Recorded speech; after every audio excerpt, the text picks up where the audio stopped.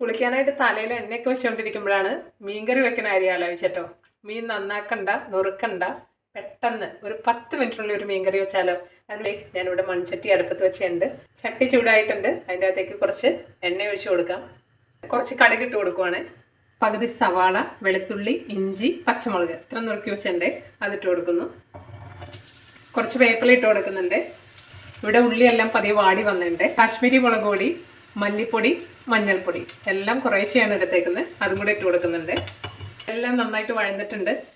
ഇവിടെ 2 കുടപ്പുളിയുടെ കഷ്ണം വെള്ളത്തിലിട്ട് വെച്ചിട്ടുണ്ട്. നന്നായിട്ട് കഴുകി കളഞ്ഞതിന് ശേഷം വെള്ളത്തിലിട്ട് വെച്ചിട്ടുണ്ട്.